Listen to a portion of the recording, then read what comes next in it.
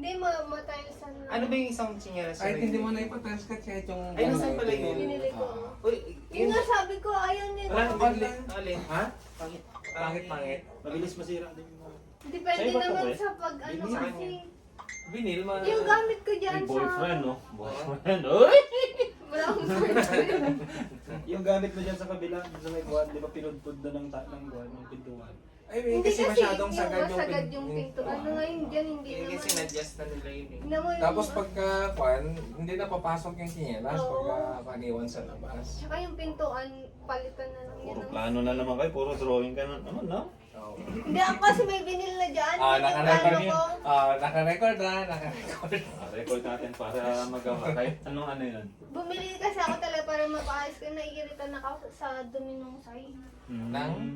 Yung sahig. Oo. Kailangan bang ano? Didikit yun? O... Kaya may sabi ko tayo. Ano lang din. Magkano yung May binil? dikit na talaga siya.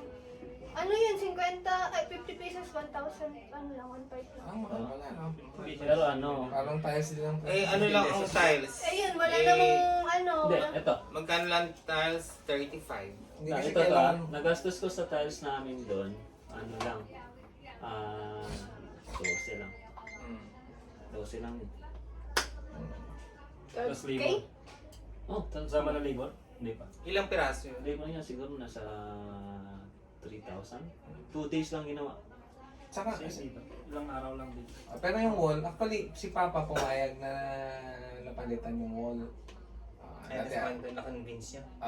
pero ang gusto niya ay, kan lang, yung... Kalahati lang. Hindi, yung plywood. Ah, Ngayon, ang technique niyan, magdala kayo ng carpentero na mag-estimate. Kasi yung plywood at saka yung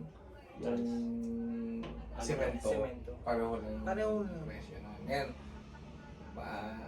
papapakin na.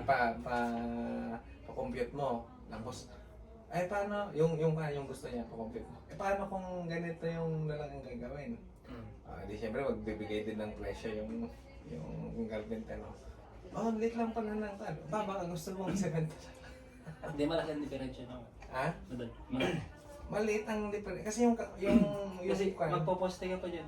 hindi ka na magpo-poste. Ang kahoy na yan na lang yung... Pinaka-ano niya. Mag-give up yan na mapoforce yan na mag-kwan. ng... Mag-ganon yan. Hindi. Hindi Mag-kwan ka lang.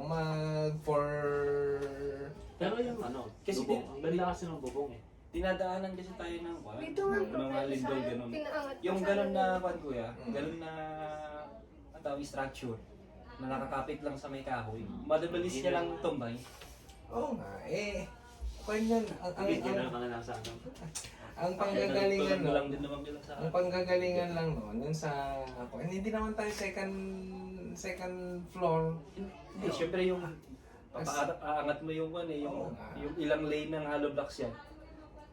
May point na, pero alam mo, yung poste, mura lang yun. Hindi, pag magpo-poste kasi gigibain mo yung buong bahay.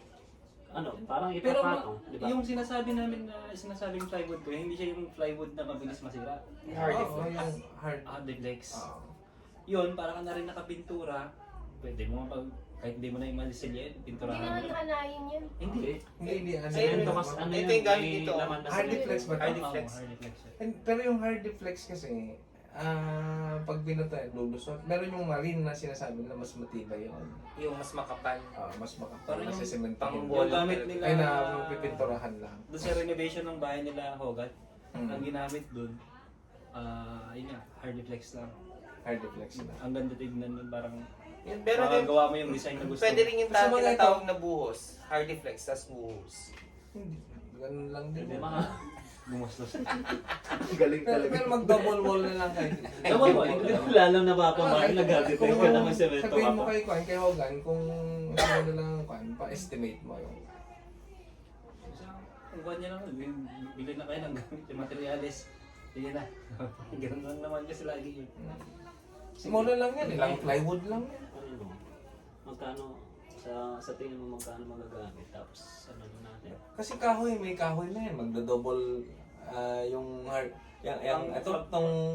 yung bamboo na yan, yan na rin yung kakapitan ng kan eh. Tatanggalin mo lang yung bamboo, yung kahoy niya, yan na lang din ang kakapitan mo ng hard deflex.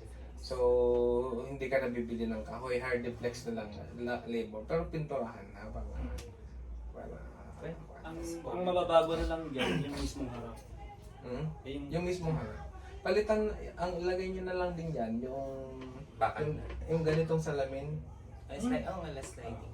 Tapos lakihan Yung yung... parang sa'yo, no? Magkano yung gano'n mo? Barkada rin gumawa. For tipid niya. Ang presyohan nun, 3.5. Magkano nagastos mo? So, 40,000. 40,000. Ano? Ah.